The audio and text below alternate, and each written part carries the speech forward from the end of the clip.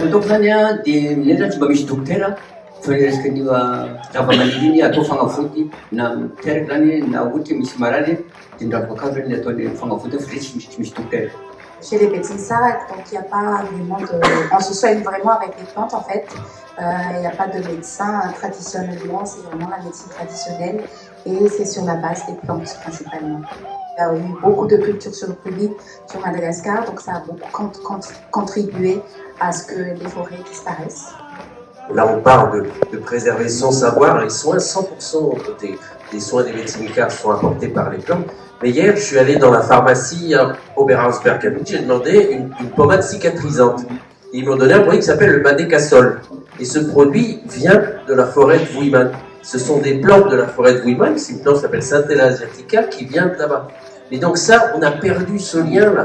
Et sans ces plantes-là, il n'y a plus cette pommade cicatrisante dans la pharmacie de Oberhausberg. Et aussi aller voir du Ravinsa. Il n'y a pas que le Ravinsa. Et il y a l'huile essentielle que vous la trouvez dans cette pharmacie, qui vient des arbres qu'on a plantés, que eux ils ont plantés en alternative à la culture sur brûle. Donc il y a un cercle vertueux qui peut se mettre en place et tout le monde est lié à ça. La pharmacie d'Oberhausberg.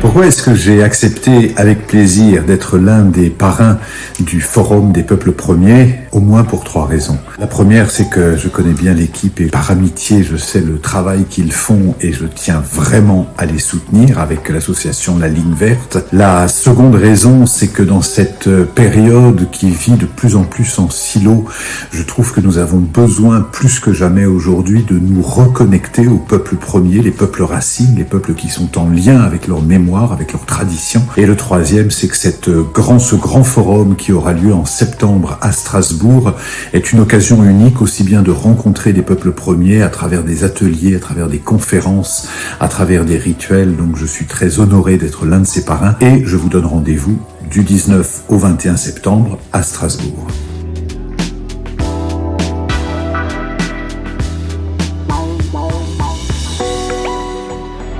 Bonjour à tous.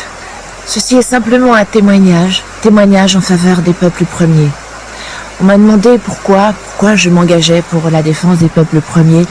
Simplement parce que je crois que notre société occidentale marche sur la tête, que nous perdons de plus en plus nos repères, que eux ont un message essentiel à nous transmettre.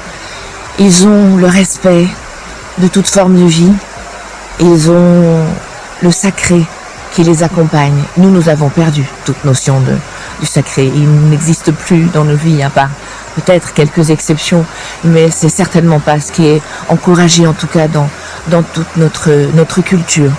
Et je pense que nous sommes vraiment à une bascule du monde aujourd'hui et que leur message est essentiel à entendre.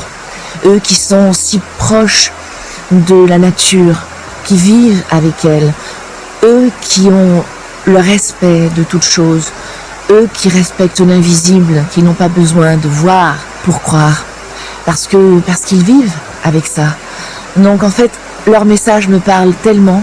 Effectivement, si je peux aider à faire entendre leur voix, à faire passer leur message, avec le peu que je pourrais faire, je le ferai. Quand je lis que dans certaines écoles, on les prend pour des sauvages, alors qu'eux ont tout compris et qu'ils sont tellement plus proches de la vérité. Simplement, voilà, essayer de faire connaître un peu mieux leur culture, ça commence par là, puisque tous les excès et toute bêtise naissent de l'ignorance. Donc, essayer de vaincre l'ignorance autant qu'on peut. Quand c'est un mouvement de satisfaction raisonnable, calme et durable, nous l'appelons Gaudium. Gaudium qui a donné joie en français. Par ces mots, Cicéron dans les Tusculanes décrivait cet idéal de joie qui peut nous porter. Mais nous autres qui vivons loin de nos racines, nous autres qui vivons dans une société qui favorise le consumérisme, qui favorise l'impulsif, est-ce que nous pouvons réellement, durablement être dans une joie véritable? Pour cela, peut-être que nous devons goûter au parfum de l'ailleurs, peut-être que nous devons entrer en rencontre. Comme le disait Jalaluddin Rumi, le créateur et peut-être plus grand poète du soufisme, que sont ces moments où les perroquets du paradis se délectent de sucre? C'est lorsque toi et moi sommes assis sur la véranda, que les étoiles regardent, que l'on rit, Beyeki nakshi barin hak ve baran naksh digar dar beheshte abadi, sous une forme ici et sous une autre forme là-bas au paradis. Merci, à bientôt au Forum des Peuples Racines pour être en joie.